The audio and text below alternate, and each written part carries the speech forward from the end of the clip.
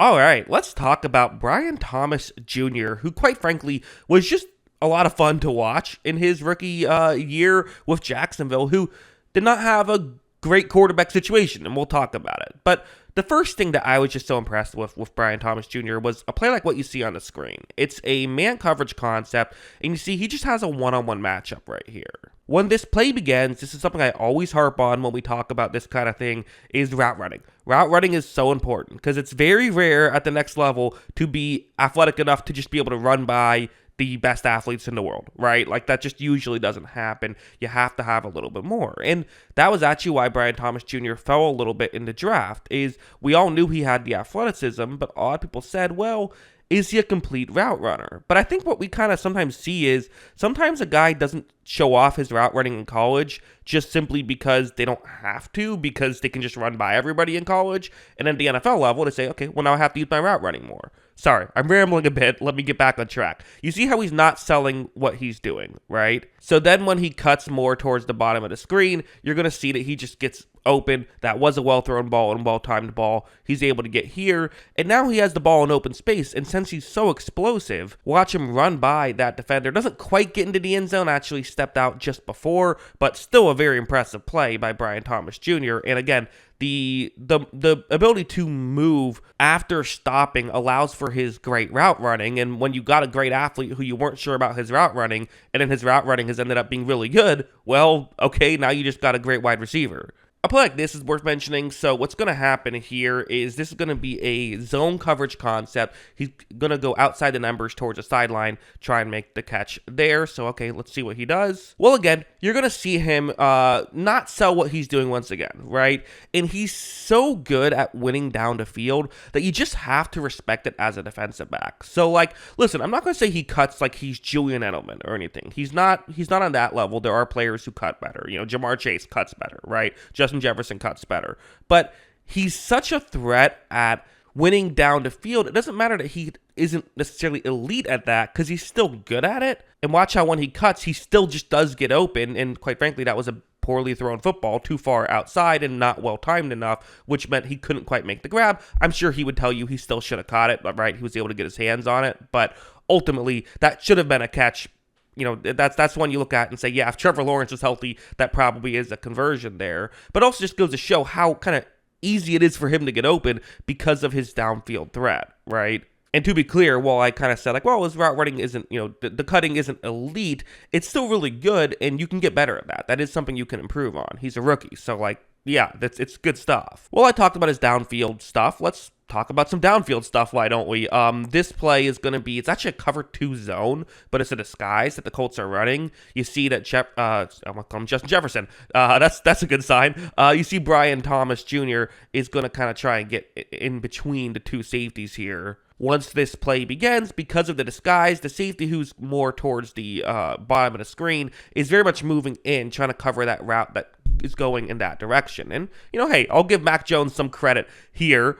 He can read a defense very well, right? So he looks over at Brian Thomas Jr.'s area and sees, yeah, there is a window right here. Brian Thomas Jr., again, he's so explosive. Even though right now he doesn't fully have a step on the safety, Mac Jones knows if he just leads him over the middle, that's just a foot race that Thomas Jr. is going to win.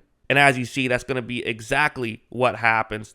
He is able to win that foot race. And even does some nice work in open space. Nearly got into the end zone for a touchdown there, but still some good stuff there by Brian Thomas Jr. And these are just the kind of things you have to be worried about. Like even a play like this, which, you know, the Colts are trying to not give up downfield passing. Like that's kind of what's interesting about these types of plays. This is a cover 2 zone right here. He's trying to get in between the two safeties going deep down the field. When this play begins, usually these types of routes are just like, usually what teams do is they have like their fourth receiver who is purely just a speed guy who can't do much else, and they run these routes just to, you know, essentially, you know, push the top of the defense further down the field, opening up everything over the middle. But here, despite the fact that the safeties are paying attention to Thomas Jr., this isn't a blown coverage or anything, Mac Jones kind of looks at this and says, you know what? I think he's going to win this situation. I think if I throw this one, in the back of the end zone, this is a touchdown. And as you see, he was correct. That is what would have happened had he not underthrown this football. That would have been a touchdown. It's a tough throw. It is. He's standing at his own 40-yard line. Hard to throw it 60 yards down the field, but there are guys who can do it. Trevor Lawrence is one of those, and if he did, that would have been a touchdown. So ultimately, I think it just goes to show the speed and the explosiveness that Brian Thomas Jr. has. And also talking about route running again. Again, I was so impressed with the little moves he would make this season that we really did not see at all in college. Maybe here and there, but it was not really a thing he tried in college. He tried it in the NFL and was successful at it. This is a cover 3 zone, and you see where he is. He's the one I've circled in yellow. When this play begins, I showed all those plays where he's not showing what he's doing, but sometimes you want to mix it up. Sometimes you do want to pretend as though you're doing something. Thomas Jr. pretends as though he's going more over the middle. So then when he goes down the field, look at how open he gets. Ball goes over his head, but that was a great route by Brian Thomas Jr. And when you're just consistently doing this stuff, it's just hard to stop. It's honestly just kind of crazy how good Brian Thomas Jr. had as a rookie season of, 1,200 yards, nearly 1,300 yards as a rookie, along with 10 touchdowns. Not to mention the fact that, he was not exactly in a great situation in Jacksonville. How many of these plays am I showing and saying, yeah, that wasn't a great throw. Yeah, that could have been better. That was a constant thing that was happening. Lawrence did a pretty good job at getting him the ball, but a lot of other quarterbacks maybe didn't struggle as much. And granted, you sometimes get the other side of the coin where sometimes a backup quarterback just, spams throwing to the best receiver because, hey, that's what works the best when you're not necessarily a great quarterback.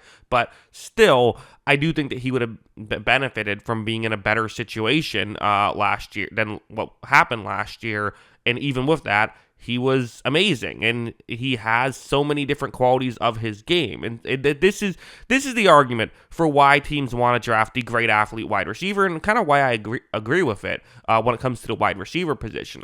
Let's just get the great athlete, and we can teach them the other stuff. Now, people like to do it of other positions, and it doesn't tend to work out as well with other positions. But for wide receiver, that is a thing that tends to work. So ultimately, I think Brian Thomas Jr., he's certainly already a number one option and should be a great player for the Jacksonville Jaguars for some years to come. So, yeah, those are my thoughts on that. I will mention at the end of this video, I do have a movie channel. If you want to check that out, I talk about movies, things of that nature every now and then. So, link is in the description for that if it seems like your kind of thing. But, yeah, those are my thoughts. What are yours? Let me know in the comments below. Always love hearing from you. And, of course, as always, thanks for watching.